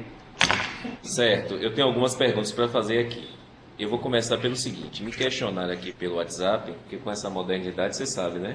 Nem todo mundo está interagindo na videoconferência, porque a gente só interage com Ilhéus, Itabuna, Feira de Santana, Juazeiro, Vitória da Conquista e Santo Antônio de Jesus, onde tem ponto da videoconferência. Mas todo mundo pode assistir pelo live, vai mandando as perguntas e eu vou fazendo. Me perguntaram sobre a rede de atendimento de pediatria, que houve a saída do Hospital Salvador e a gente só está com o Hospital Santa Isabel e o Hospital da Cidade, certo? A emergência pediátrica. Isso. Tá. A gente tem... Na verdade, pediatria é um problema para todos os sistemas de saúde. Nós temos poucos profissionais e poucos serviços de emergência pediátrica, porque não é um serviço rentável para o hospital. No caso do Planserv, a gente não teve interessados no credenciamento, nós até tínhamos essa intenção. O Hospital Salvador a gente apostou muito no Hospital Salvador, eu fui na inauguração, a gente inclusive fez o maior movimento, mas o serviço não se desenvolveu. Eles não foram para frente, eu não sei o que aconteceu ali. A gente apostou muito, a gente queria muito, porque entendia que o Santa Isabel estava sobrecarregado, mas infelizmente foi uma decisão deles, né? Não foi nada ligado a uma decisão nossa. Hoje a gente realmente está com o Santa Isabel, o Cidade e o Agenor Paiva também atende como emergência pediátrica, mas o Santa Isabel acaba sendo o principal foco em Salvador. Nós estamos com uma série de projetos para o Santa Isabel para melhorar o atendimento, até porque, pelo perfil de atendimento, a maioria do atendimento do Santa Isabel, ela não é de gravidade de emergência, é uma classificação ambulatorial, então a gente já está se preparando para não... Porque assim, os casos de emergência mesmo precisam ter prioridade, né? Eles precisam passar e não pode demorar. E esses outros, por outro lado, não podem ficar sem atendimento. Então a gente já está com uma série de estratégias junto ao Santa Isabel para melhorar esse atendimento. Mas infelizmente a rede de pediatria ela é restrita mesmo. Outra pergunta, me perguntaram também pelo WhatsApp, é a questão da revisão do atendimento ser somente no estado da Bahia. Há algum pensamento no Planserv de estender esse serviço para o servidor ou dependente que está viajando, ou até viajando não só a turismo, mas a trabalho também? Eu faço parte, sou uma o Planserv é um dos fundadores, vamos dizer assim, de um Conselho Nacional de Institutos de Saúde para Servidores. Então, a gente tem 3 estados representados nesse conselho e a gente se reúne periodicamente e nós coordenamos um grupo de trabalho que está estudando a rede de reciprocidade. Então, a gente está estudando, seria o atendimento da urgência e emergência para o servidor em trânsito, ou, na verdade, o beneficiário em trânsito, dentro desses estados que estão parte do Conselho ainda, né? Tem uma série de impedimentos que cada estado tem a sua legislação própria, então fazer esse casamento das legislações não é uma coisa assim tão simples de operacionalizar, mas a gente já avançou no conceito, já avançou na delimitação do escopo e estamos, na verdade, agora na fase de estabelecer o convênio para que a gente tenha, assim, pelo menos nesses estados, a reciprocidade. Então, o servidor vai ter um local de atendimento na urgência e emergência naquele estado que é parte do conselho. Deixa eu te fazer outra pergunta. Você me citou que tem mais ou menos 1.400 credenciados do Planserv no estado. Sim. O Planserv hoje atende 100% da Bahia, em todo município que um servidor esteja e precise de uma ação ou serviço de saúde. Eu sei que nem todos os municípios têm serviço particular. Boa parte é somente o Sistema Único de Saúde. Mas naqueles em que tenha, é possível atendimento em todo o estado? Nós temos hoje, na verdade a saúde a gente pensa ela hierarquizada, né? Ela vem seguindo polos, então a alta complexidade quando tiver o maior número de pessoas. Mas hoje a gente tem algumas lacunas assistenciais já identificadas. Então, por exemplo, a gente tem carência no Oeste, a gente sabe que tem carência no Juazeiro, Paulo Afonso, alguma coisa em Teixeira de Freitas. Nos grandes polos, aí o que é grande polo para beneficiário? Né? Então, Salvador, Feira, Conquista, Ilhéus e Itabunas, Jiquié, Teixeira de Freitas tem hospital, mas tem algumas lacunas de serviços. Então, em grandes polos a gente tem uma rede ampla, mas ainda estamos perseguindo essa melhoria da assistência em outras situações. Irecê tá bem, mas isso depende do nosso modelo de contratação também, né? Porque eu dependo do prestador se interessar em atender pelo Planserv. Então, a gente teve uma conversa com um hospital lá de Luiz Eduardo Magalhães, por exemplo, e tentamos de tudo, mas ele não aceita as nossas regras e nem as nossas tabelas. Então, depende deles ingressarem e ter interesse. Ou a gente muda a forma de contratação, ou a gente ainda vai ficar dependendo do prestador aderir, né, ao credenciamento. Certo, eu tenho várias perguntas aqui. Uma que é minha, Cristina, é com relação ao seguinte. Você trouxe alguns casos ali de questões liminares, certo? Mas eu te confesso que pelo que está no meu observatório não é o grosso do que é demandado aqui na Defensoria Pública em relação ao Planserv, certo? Ali, pelo que eu pude perceber, são algumas situações mais excepcionais, né? Frente à judicialização que eu tenho aqui. Eu tenho que ter a minha judicialização como parâmetro. Você sabe que eu tenho todo um controle de dados, o pessoal também sabe, com relação à judicialização da saúde, certo? Você, de alguma forma, sistematiza essas demandas veiculadas através dessas liminares para identificar onde tem problema e ir atacando? O Planserv, na gestão, faz isso?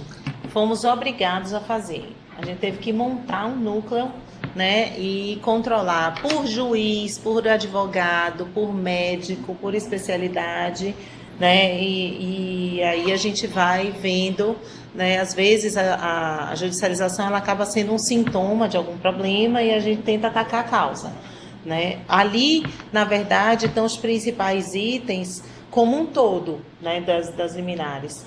E talvez esteja ali o que você vê no observatório, mas talvez não com aquele nome. Porque, por exemplo, você pode ter aí material, ou foi alguma situação como o bucomaxilo, que eu sei que é um problema, né? Mas vai estar ali dentro de APME, que eu mostrei como principal item. Certo. Né? Então, a gente faz sim, ainda não conseguimos muito avanço. Eu tive até encontro com a MAB, já fomos no Tribunal de Justiça, tentando mostrar, né, e para atuar na causa, como você falou.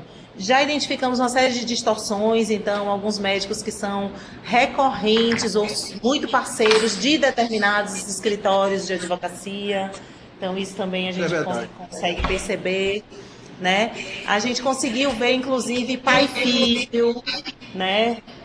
Pai médico e filho advogado. Tem uma série de... Principalmente nas bariátricas. Tem muitas situações. Principalmente nas bariátricas, coordenadora. Outra pergunta, Tandique, desliga aí um pouquinho o microfone, porque senão dá interferência aqui. Deixa eu lhe fazer outra pergunta. Dentro desse sistema que você disse que você tem, você vai identificando ali algumas questões, tem uma pergunta que eu faço a todo mundo, com quem eu lido nessa questão de saúde, que eu entendo que é importante. Todo mundo se queixa da questão da fraude. Você relatou aqui que há fraude no Planserv em algumas situações, certo? E que é um problema que de alguma forma drena o recurso e a gente não quer isso. Quem é usuário do Planserv quer o seu recurso bem utilizado, quer uma gestão bem utilizada para que funcione bem, seja bom para o servidor. Aí eu faço uma pergunta. Você de alguma forma levanta essas fraudes, encaminha para o Ministério Público apurar e de alguma forma identificar, porque a gente sabe o seguinte, na judicialização de plano de saúde principalmente, eu tenho ouvido muito nas reuniões que eu vou dizendo o seguinte, olha, o sujeito sai do consultório, vai direto para o escritório de advocacia e aí já, inclusive, há relatos, eu não posso afirmar se é verdadeiro ou se é falso, são relatos que são feitos na reunião, que o médico inclusive já mostra a procuração para o advogado, é o que é me relatado. Óbvio que a Defensoria não trabalha nesses termos, a nossa judicialização é em outro patamar, os colegas não se envolvem com isso, a Defensoria não trabalha nesse espectro. Mas também é o seguinte, se fala e ninguém toma uma ação com relação a isso. E a minha preocupação, Cristina, é que em algum momento esse discurso da fraude descredibiliza a judicialização e só coloca ela como grande vilão do dreno do recurso do sistema de saúde. Então, minha pergunta é o seguinte, se você identifica, você encaminha para o MP, até para denunciar no CREMEB o médico X ou Y, ou o advogado A ou B, não interessa nomes, é feito isso? A gente manda para o CREMEB, a gente manda para o Ministério Público e a gente manda para a DECECAP. DECECAP é a Delegacia de Crimes contra a Administração Pública. E você tem retorno de apuração de efetividade? Do CREMEB, principalmente não, né? E ainda estamos aguardando as outras instâncias. Tá certo. Outra pergunta também. É óbvio que a gente defende aqui o usuário do Planserv, o usuário do serviço, que é o nosso foco. Mas também a gente ouve, às vezes, queixa do prestador, não muito com relação ao Planserv, mas com o plano de saúde privado, com relação à atualização da tabela, certo? E aí vão duas perguntas para você.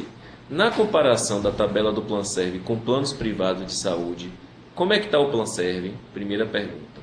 Segunda pergunta. A primeira pergunta é da atualização. Como é que se dá essa atualização da tabela do Planserv? E a segunda pergunta. Na comparação com outros planos, o Planserv remunera bem ou não ao prestador do serviço? Tá. Essa atualização ela não é automática. E ela não acontece com base nos parâmetros de planos de saúde. Se nosso financiamento ele não tem atualização com base nos planos de saúde, as tabelas com certeza não poderão seguir também com base em planos de saúde. Nós temos uma remuneração que, para honorários médicos, para consultas, ela não é uma remuneração que, de uma forma geral, né, ela não está muito distante de outros planos, né, para talvez serviços, ela está dependendo de atualização, mas isso tem muito a ver com volume, né, é o princípio da economia. Para vocês terem uma ideia, o Planserv tem 513 mil, depois de nós vem a Apvida, que não compra serviços no mercado, com 300 mil mais ou menos, depois vem Bradesco.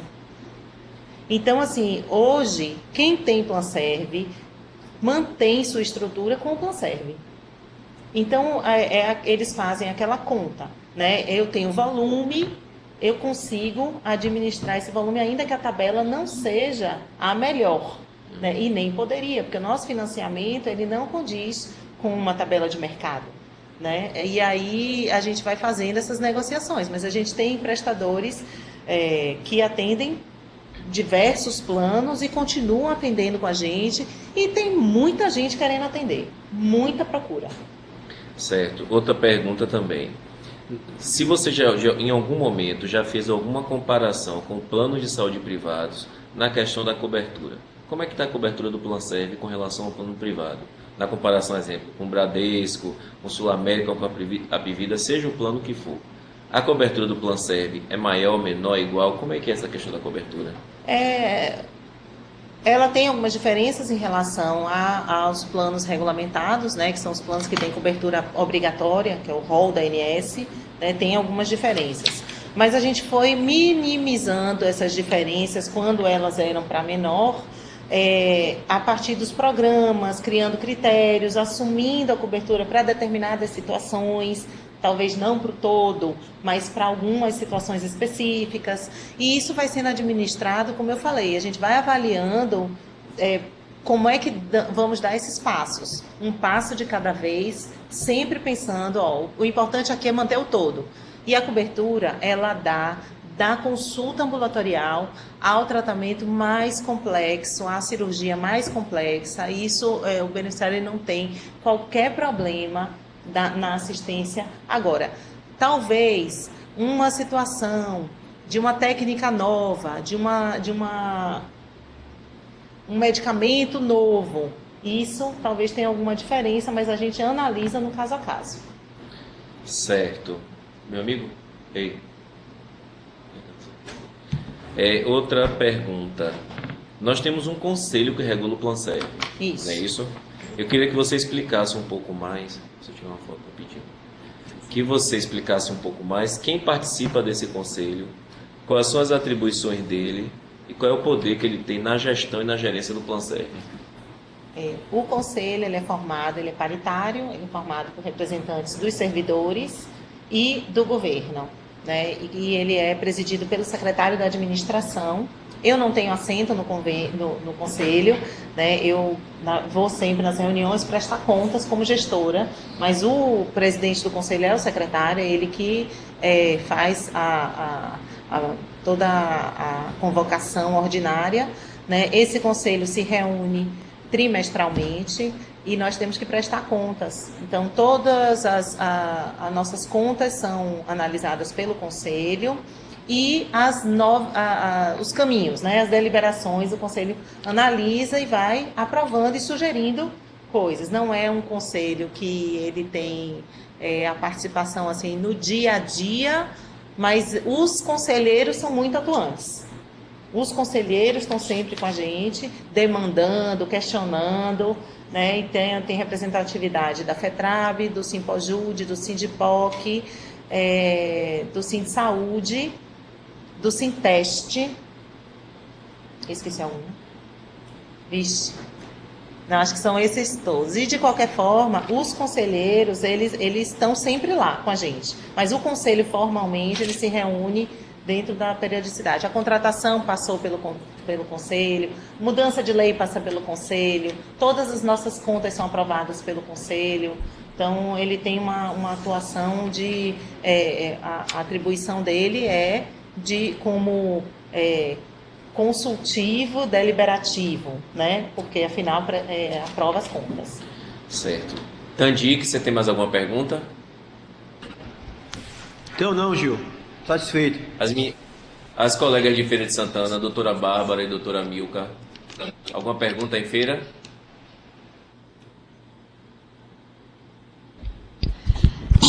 Olá, eu teria apenas um questionamento, na verdade, em relação à necessidade de repetição de exames em curto período. A gente tem encontrado aqui dificuldade em Feira de Santana, principalmente quando se trata de um exame um pouco mais complexo, como ressonância. Mesmo o médico justificando no relatório que houve piora nos últimos meses, a necessidade da realização do novo exame, a gente tem encontrado essa dificuldade. Como é que a gente pode solucionar esse problema, coordenadora? Se é um problema que está sendo geral, né, a gente precisa ver como é que está o nosso parâmetro. Né? Isso ainda não tinha chegado para mim. Né? Se você tiver um caso específico para a gente resolver, para a gente olhar, né, até se a análise foi feita corretamente, por favor, me passe. Mas eu já vai acender aqui meu alerta para eu dar uma olhada no parâmetro, como é que ele está estabelecido. Né? Porque, assim, qual é a lógica quando esse parâmetro ele é colocado em sistema?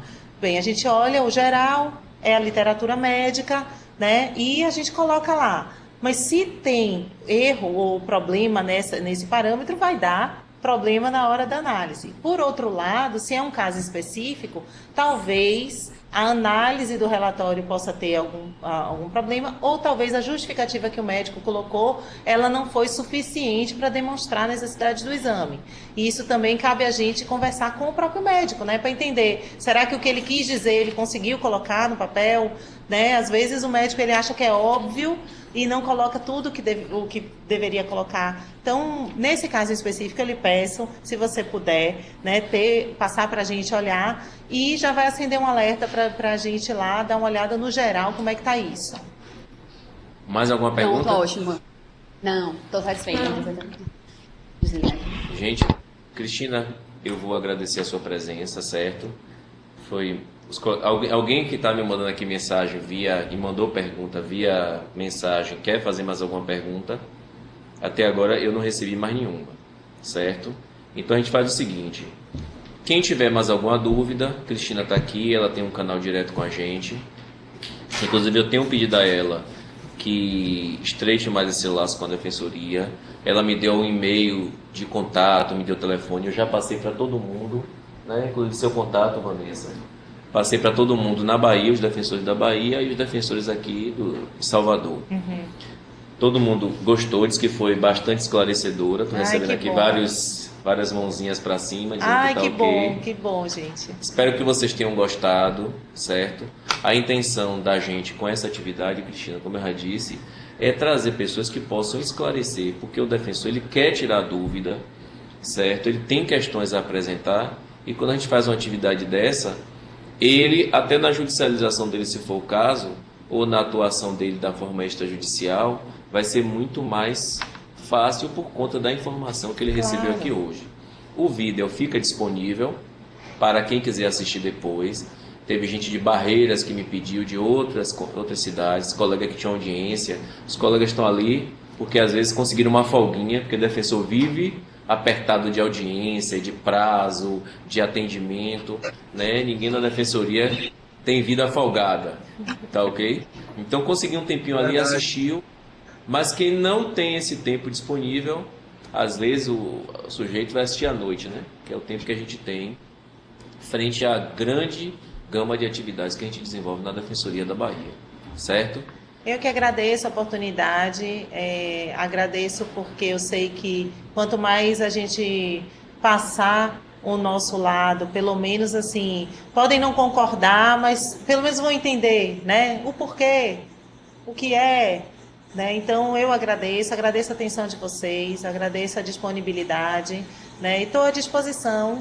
Eu acho que o trabalho que a gente está fazendo lá, a equipe está muito comprometida, a equipe é muito preocupada, né? A gente acredita muito no projeto e a gente quer muito que dê certo, que esse sistema ele melhore, ele se amplie, que ele seja o que a gente quer que ele seja, né? Muito já foi feito, mas ainda tem muito para fazer, né? Eu acho que falar sobre isso, eu sou uma entusiasta, né? Eu adoro aquilo ali. Eu adoro a possibilidade, né, e fazer chegar a assistência à saúde aos servidores e às suas famílias. Então, obrigada a todos, né, um bom dia e estou à disposição. Agradecer também aqui a Vanessa e a Andressa que vieram aqui hoje com a gente, certo? Que são também que respondem os e-mails que vocês encaminham. Gente, um abração, muito obrigado pela presença, tá ok? Um abraço.